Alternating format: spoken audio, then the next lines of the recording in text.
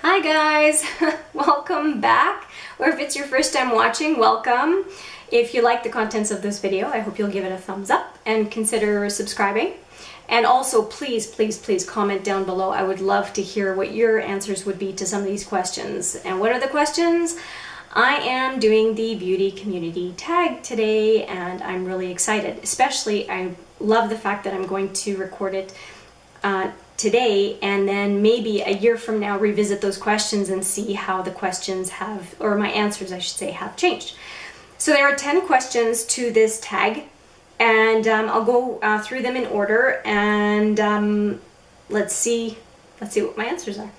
So the first question, what are your favorite videos to watch? And that is hands down review videos. And I'm not talking about first impressions. I am talking about thoughtful, thorough, and useful review videos. And now these could be for a given product, it could be for a family of product, it could even be for a whole brand, favorites and least favorites. All of those are very useful. This is someone who has taken the time to evaluate a brand, to get a feel for whether or not they like the product and are willing to put their name to a recommendation. And especially when I know that people are really saying, hey, I want you to have value for money and I think this is worth it. Those are my most appreciated videos. I also once in a while like the get to know me videos because sometimes you just want to know a little bit more about the person, what they do outside of YouTube, and I think it's informative, as well as it can sometimes inform for me why they wear their makeup the way they do. So that's of interest to me. What are your favorite videos to film? Well, I don't have a ton in my arsenal so far of videos filmed, but I will say that the ones I gravitated towards first are talking about favorite makeup. And I don't consider those recommendations. They are just something that I really like. And as I'm exploring makeup, I've only really gotten into makeup since April of 2017 because I had so much trouble before. If you watch some of my first videos, you can see what that was all about. And so I don't feel I have the moral authority at this point to be able to say to someone, this is a really, really good product. Well, maybe it works for me, but I haven't necessarily tried a bunch of other products in that category. So I think I'll be able to do that in a year, maybe 2 years, but for now I'm going to keep it to what I really enjoy and share my enjoyment of makeup as opposed to feeling like I can make strong recommendations.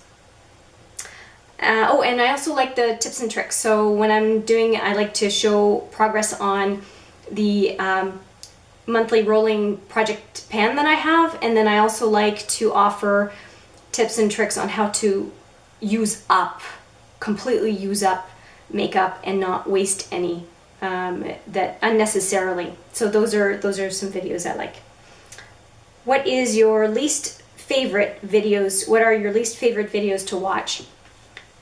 I don't like videos where the YouTuber is out of touch with the reality of what their audience is likely able to consume or afford.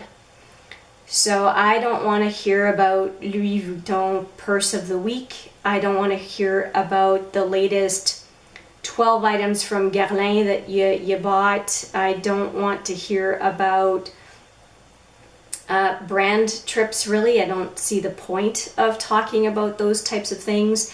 And so any YouTuber that seems to have lost touch with reality and with their audience, I tend to unsubscribe from.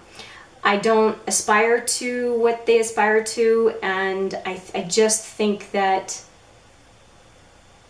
I almost kind of feel sorry for them because the love and the passion of having a reasonable makeup collection and a reasonable access to makeup, and also the need to be choosy about what you buy, I think you enjoy your stuff more.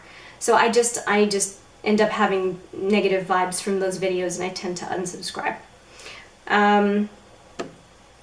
What is my favorite part of the beauty community?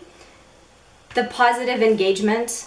My goodness, there are so many fantastic people in this community, supportive people, people who are never scared of taking advice or recommendations from smaller YouTubers, and what I mean is bigger YouTubers who can really recognize an idea from an up-and-comer, who are not elitist in, you know, will only speak with or engage with someone who has X number of subscribers. The beauty gurus, or beauty YouTubers, I guess I would prefer to say, who are always inquisitive and engaged and supportive of others, I think is an absolute gem in this community, and it's really what drew me to it and what keeps me here. So I think they're beautiful people, and they make this engagement worthwhile. What is your least favorite part of the beauty community? The drama, I guess. I don't care what somebody did, that unless it's they are causing pain to others with bad products that can make you sick, or that they are being mean to some folks and we need the heads up because we could fall victim to it. I could understand that kind of a warning.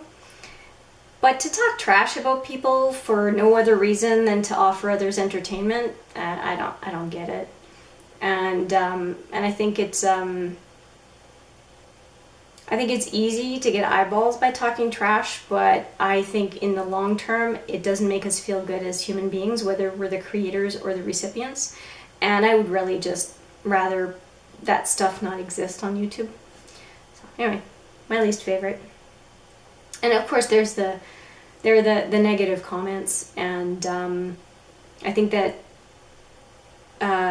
commenting on something that somebody can't or shouldn't have to change, or suggesting that somebody is not worthy of putting makeup, which is just glorified face paint. I mean, get real. I don't get those types of comments.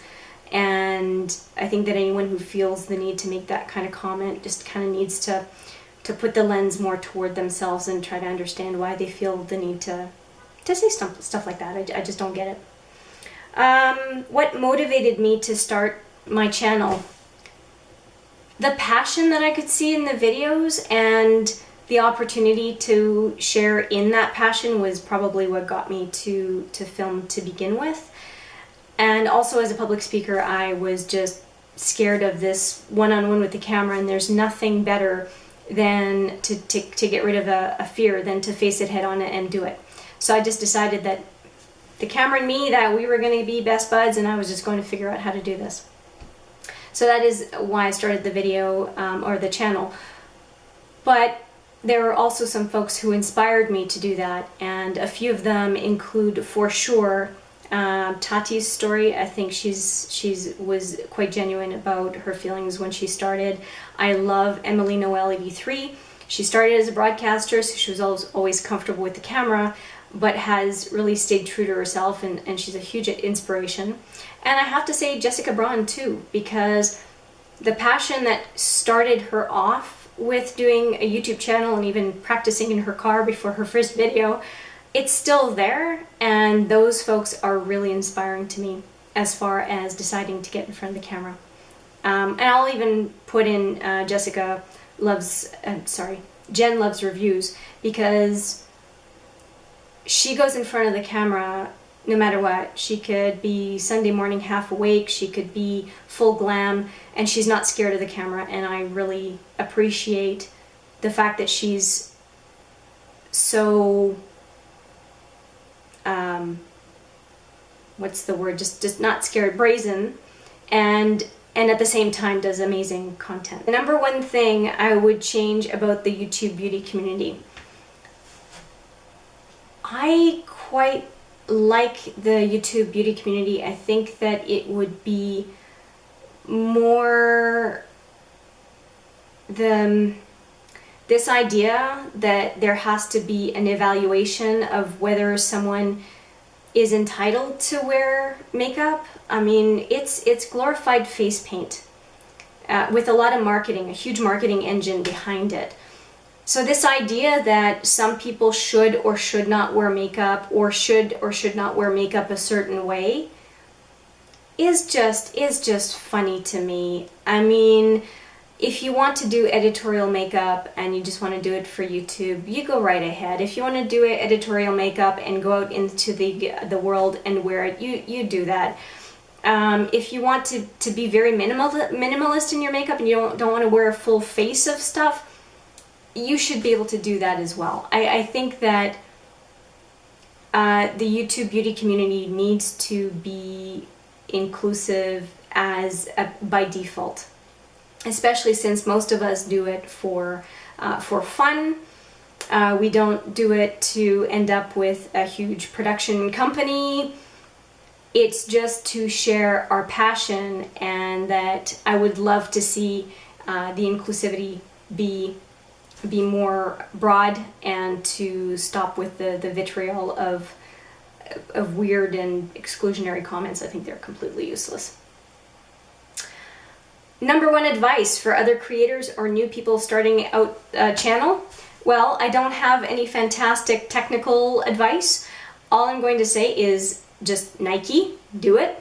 I decided to start my channel to share the passion on makeup, where I don't really have any friends who are into it like I am.